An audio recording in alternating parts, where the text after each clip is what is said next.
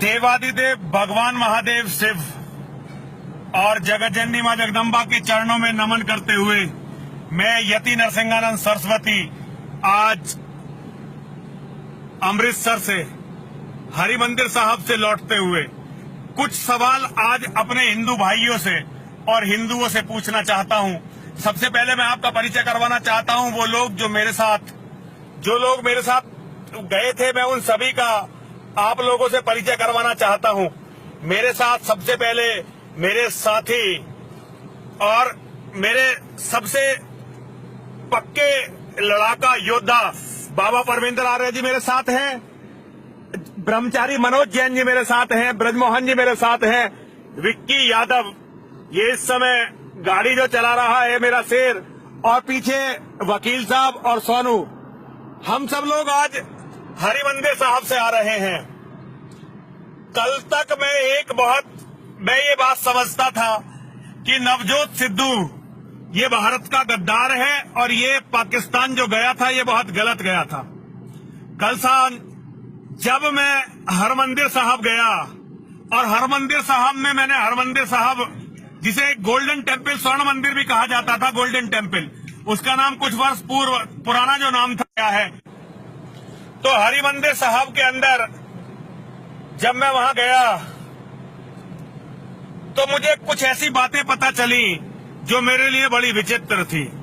मुझे पता चला कि सिद्धू का पाकिस्तान जाने का सबसे बड़ा कारण ये था कि सिखों का सबसे बड़ा जो तीर्थ स्थल है ननकाना साहब, उसका कोई रास्ता खुलना था सीधा यहां से हमारे पंजाब से पाकिस्तान के पंजाब तक। और एक जो लगातार वहां कुछ सिखों की हत्या हुई उसके बारे में पाकिस्तान की सरकार से बात करने के लिए नवजोत सिंह सिद्धू पाकिस्तान गए थे और उन्होंने इमरान खान जो वहां के नवनियुक्त प्रधानमंत्री हैं उनके सामने ये प्रश्न बड़ी मजबूती से उठाया। मेरे शेरों, मेरे बच्चों, मैं एक बात आप लोगों से कहना चाहता हूं। हम लोगों ने बड़ी गाली दी नवजोत सिंह सिद्धू को, लेकिन एक बात आप जरा मुझे ये बताइए, हम हिंदू आखिर सोचते किस तरह से हैं? हम हिंदू आखिर करते किस तरह से हैं? पाकिस्तान में लगभग 3 करोड़ हिंदू थे। वो 3 करोड़ हिंदू धीरे धीरे करके मुसलमान खा गए, लेकिन एक भी हिंदू नेता ने कभी उन 3 करोड़ हिंदुओं के बारे में कभी कोई प्रश्न नहीं उठाया। हमारे कितने मंदिर, हिंगलाज भवानी जैसा शक्तिपीठ, कराची के इतने बड़े बड़े मंदिर, बलूचिस्तान के इतने बड़े बड़े मंदिर, पाकिस्तान में जो पंजाब है उसके इतने बड़े बड़े मंदिर, उनकी कितनी दुर्दशा हुई। भारत के एक भी नेता ने, भारत के नेता लाल कृष्ण आडवाणी जैसे नेता वहां गए और उन्होंने जिन्ना की कब्र पर जाकर अपना मत्था तो टेक दिया, लेकिन हिंदू मंदिरों की दुर्दशा और हिंदुओं की हत्याओं के ऊपर किसी ने भी कोई सवाल नहीं उठाया। मैं एक बात हिंदुओं से कहना चाहता हूं। कल जब मैं हरिमंदिर साहब गया, हरिमंदिर साहब में पहले एक बार गया था स्टूडेंट लाइफ में, तब मैं इन चीजों पर इतना ध्यान नहीं देता था। मैंने केवल ध्यान गया और वहां जाने के बाद मैंने वहां लंगर खाया था। बहुत पुरानी बात होगी, करीब 25-30 साल पुरानी बात। लेकिन कल जब मैं गया तो हरिमंदिर साहब में जब मैं बाबा दीप सिंह की समाधि के सामने जाकर खड़ा हुआ तो मुझे अचानक ही झुरझुरी महसूस होने लगी, मेरे रोंगटे खड़े होने लगे। मुझे पता नहीं था कि वहां क्या बात है। मुझे बाबा परविंदर आर्य जी ने बाबा दीप सिंह जी के इतिहास के बारे में बताया कि किस तरह से अब्दाली ने जब हरिमंदिर साहब की बेअदबी की थी तो किस तरह से बाबा दीप सिंह जी ने वो लड़ाई लड़ी, और बाबा दीप सिंह जी ने अपना बलिदान इस तरह से दिया कि अब जब उनका सर काट दिया गया तो उन्होंने एक हाथ में अपना सर पकड़ा और पूरे 1 पहर तक वो लड़ते रहे जब तक कि उन्होंने मुसलमानों के पूरी उस सेना का विनाश नहीं कर दिया। जब मैं ऐसे योद्धा की समाधि के सामने जाकर खड़ा हुआ तो मैं एकदम अभिभूत हो गया और मुझे इतना अच्छा लगा कि मेरे पास आज बताने के लिए शब्द नहीं है। धर्म जब भी बचता है तो बलिदानों से बचता है।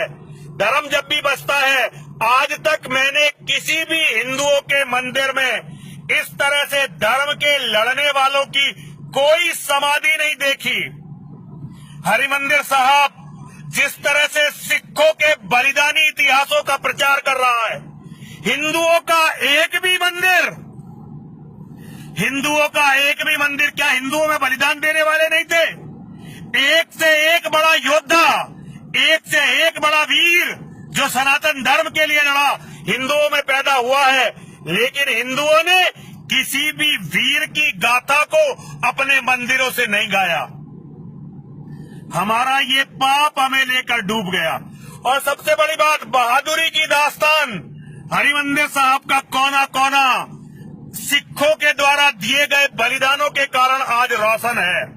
और वहां सिखों की जो भावना है, वहां इतना बड़ा हरिमंदिर साहब, कागज का एक टुकड़ा भी वहां पर आपको गंदगी के नाम पर नहीं मिलेगा।